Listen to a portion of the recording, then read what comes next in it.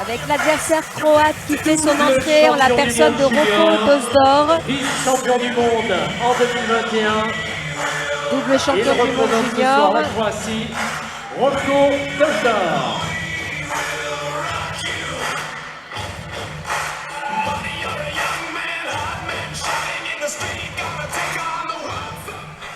Face à lui, dans le coin bleu, pour représenter la France, Johan Trill. Et c'est au tour de Johan Trill, le Français de 24 ans, qui fait son entrée. Champion de France Espoir 2016, champion de France Junior 2017, vice-champion du monde junior, champion de France Élite B 2020 et champion de France Élite A cette année. Ce qui lui a permis d'ailleurs de représenter la France dans cette catégorie des poids super légers pour ce championnat d'Europe. Est-ce que c'est une condition indispensable pour se qualifier sur les échéances internationales d'être champion de France, Brahim? Exactement, c'est une condition indispensable qui ne donne pas lieu systématiquement à une sélection pour la compétition internationale, puisque la sélection se réalise lors d'une commission qui permet d'évaluer qui sera à même parmi les finalistes du championnat de France à aller représenter la France au niveau international. Et là, je pense qu'on va avoir une opposition de très haute qualité, puisqu'on a une petite catégorie avec un débit et une vitesse d'exécution assez importante. Ça frappe et ça va vite. Exactement. Ah oui, effectivement. Le Croate a un très bon débit, très offensif. Voilà, il a pu le déstabiliser en lui envoyant un fouetté en ligne basse au niveau du genou. Et il avance. Hein. Voilà, chassé pour faire reculer l'adversaire. On voit bien qu'il ferme sa garde, hein, donc très hermétique. Il tente un balayage. Oh, un fouetté sauté. Exactement. Donc ils se rendent coup pour coup. Ouais. Et ils rentrent, ils marquent leur point, ils sortent aussi. Voilà, tout à fait. Ils restent pas dans l'axe. Exactement. Et leurs enchaînements sont assez équilibrés, hein, à la fois avec les poings et les pieds. Donc là vient de prendre Johan un crochet.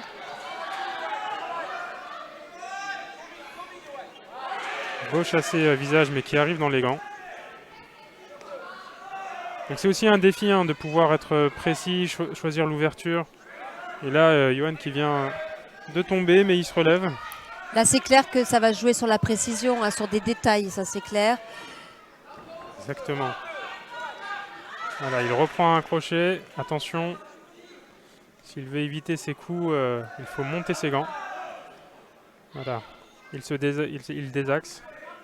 Cherche à ne pas se faire cadrer parce qu'on voit que le Croate essaye d'enfermer Johan dans une partie du ring. Voilà. Là, Johan semble avoir compris. Hein. Voilà, c'est ça. Et là, on a vu qu'il l'a pris en contre.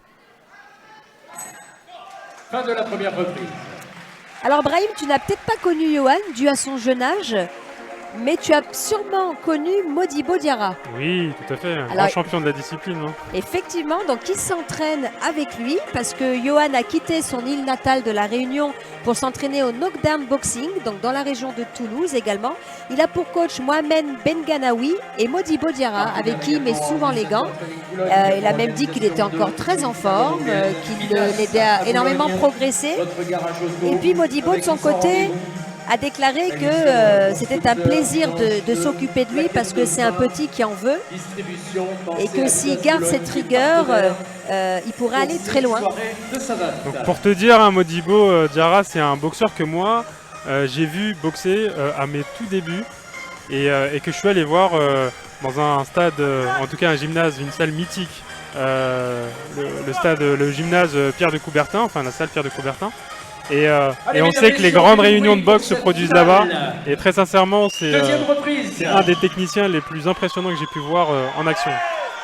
Et Johan, le fait qu'il soit à bonne école, on le voit, ça lui apporte beaucoup. Exactement, surtout qu'ils étaient dans la même catégorie. Modibo était à moins de 65 kg. Oui, tout à fait. Donc là, on voit que Yohan cherche à ne plus reculer et vraiment à marquer sa domination. Mais le Croate ne se laisse pas démobiliser, marcher dessus. Également, il cherche à déjouer la stratégie de Yohan. Et là, il compte sur ses points sur ses enchaînements en points, pardon. Voilà, au corps. Ah, on sait que ça va être engagé jusqu'à la fin. C'est clair.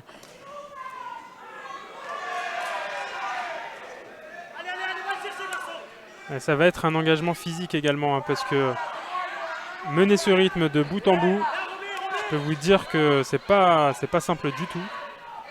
Et c'est à celui qui sera le mieux préparé qui va l'emporter. Hein. C'est ça. Et Yohan est très bien préparé. C'est son tout premier championnat d'Europe. Donc pour lui, il s'est préparé au mieux pour ses combats. Il a une meilleure hygiène de vie qu'avant. Voilà. Donc Yohan marque ses points en essayant de toucher en ligne basse.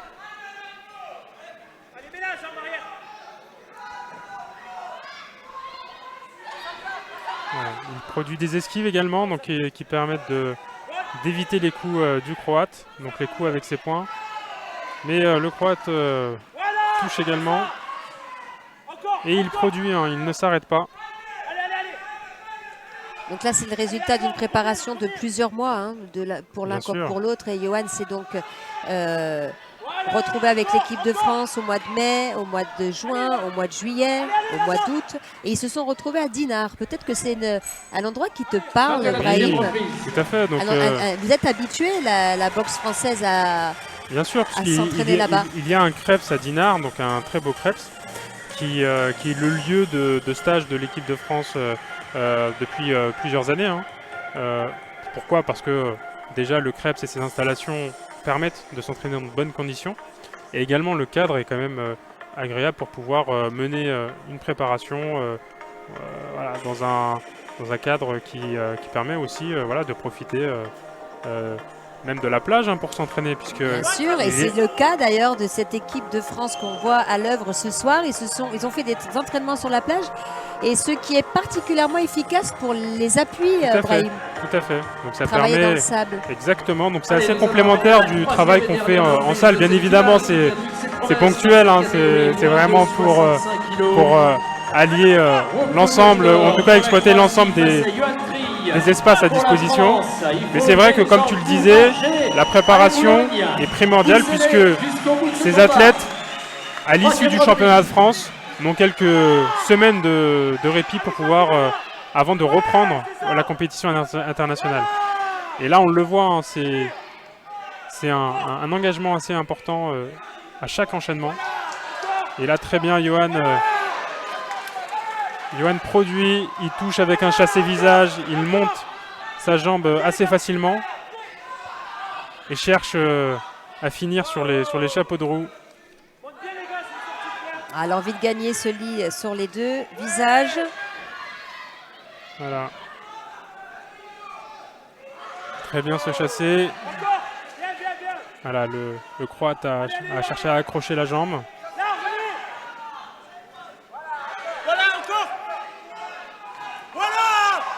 Très bien ce fouetté visage. Et on entend son public qui l'encourage, hein, à se mobiliser jusqu'à la fin du match. Et oui, il est chez lui, Yohan, donc il bénéficie effectivement du soutien, des encouragements de son public. Donc on constate un rythme aussi soutenu qu'à la première reprise. Exactement.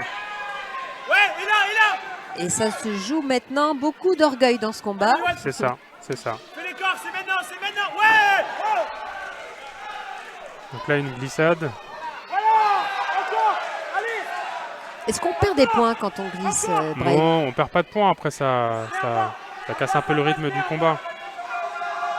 Mais à partir du moment où on se remobilise, il n'y a pas de souci. Ce qui est important là pour les deux, c'est de pouvoir terminer les enchaînements. Donc on sait que commencer un enchaînement et le terminer, ça permet de gagner l'enchaînement. Hein. Et si on laisse l'adversaire commencer, il faut terminer. Il faut absolument terminer l'enchaînement pour éviter que l'adversaire marque les points concernant l'enchaînement en question. Une belle tentative de décalage et de remise fouettée pour Yohan. Voilà. Donc, très bien. Vous voyez qu'il saisit chaque occasion pour finir, pour terminer. Et on remarque aussi un assez joli coup d'œil de la part de Yohan. Exactement. Donc. Travaille beaucoup en décalage, en esquive rotative. Et fin du combat. Bravo. Bravo messieurs, très beau combat. S'il vous plaît. Très intense, ces combats comme on les aime, c'était même trop court pour nous. Hein. Exactement, donc on aurait bien aimé une 4e reprise. Dans un instant, le résultat. Mais on le voit, c'est effectivement vers la fin, une lucidité quand même qui est toujours présente pour esquiver, pour éviter les coups. Oui, tu fais bien de le notifier parce que plus on fatigue, plus on perd en lucidité. Et on voit que ces deux messieurs étaient très bien préparés parce qu'ils étaient autant lucides au début qu'à la fin. Effectivement, oui. De Boulogne-sur-Mer, Anne Leland également qui va nous rejoindre pour remettre donc les récompenses de cette finale. Donc la France est quand même la nation à abattre ce soir, Brahim. Donc on a vu la Croate juste avant qui l'a emporté face à Claire Dramé. Est-ce que son acolyte, son partenaire, va suivre le même chemin? On va le savoir dans quelques instants. Effectivement, la France est une grande nation de savate, puisque c'est le berceau de la discipline. Ce qui n'empêche que les pays européens et même mondiaux ont de plus en plus d'athlètes qui performent. Et on l'a vu effectivement dans cette première partie de compétition. Nous n'avons pas, les Français n'ont pas emporté tous les matchs. Et oui, on l'a vu avec Adam dès le début de la soirée. Exactement. Et on sait que les Français sont effectivement les cibles, ou en tout cas ceux qu'on va chercher vraiment à aller chercher pour remporter ces différents titres. Et oui, ce sont les tireurs à abattre, les Français. Et d'ailleurs, j'en suis même venue à me demander si les championnats de France n'étaient pas plus difficiles que les compétitions internationales. Je pense que ce qu'on peut dire, c'est que le niveau est très élevé en championnat de France et permet une très bonne préparation et une mise en condition. Mais le niveau international permet aussi de rencontrer des boxeurs venus peut-être aussi d'autres disciplines. Et donc ça permet, par exemple, on l'a vu sur quelques combats, d'avoir peut-être des techniques qui sont peut-être meilleures avec les poings, peut-être différentes avec les pieds, mais qui, le temps de se croiser sur ce terrain de savate, avoir de belles oppositions. D'Europe, à la majorité des juges, 3 contre 2, Rocco Tochdor. Donc je pense que les arbitres ont peut-être valorisé le fait que le Croate avançait beaucoup, a quand même été présent pas mal sur les enchaînements avec les points et mine de rien il touchait avec les pieds en ligne basse. Donc très serré, encore une fois une décision à la majorité, donc Yohan n'a pas démérité. Malheureusement, je me répète, mais au niveau international, il faut réellement marquer la différence et ne laisser aucun doute dans la tête des arbitres. Chose qu'a fait le Croate, puisque dès le début de ce combat, il a été offensif, il a gardé cette offensivité sur la totalité des reprises. Et on a vu peut-être Yohan tenir le rythme sur les 2 rounds, mais avoir un sursaut d'offensivité en début de 3e reprise. Exactement, enfin on l'a vu, et je pense que le Croate a peut-être remporté la première reprise, a fait jeu égal, voire un peu plus au niveau de la 2e reprise. Mais une reprise qui est la 3e pour Yohan ne suffit pas. Tout à fait. Ne suffit pas. Mais en tout cas, c'est une très belle expérience internationale pour Yohan.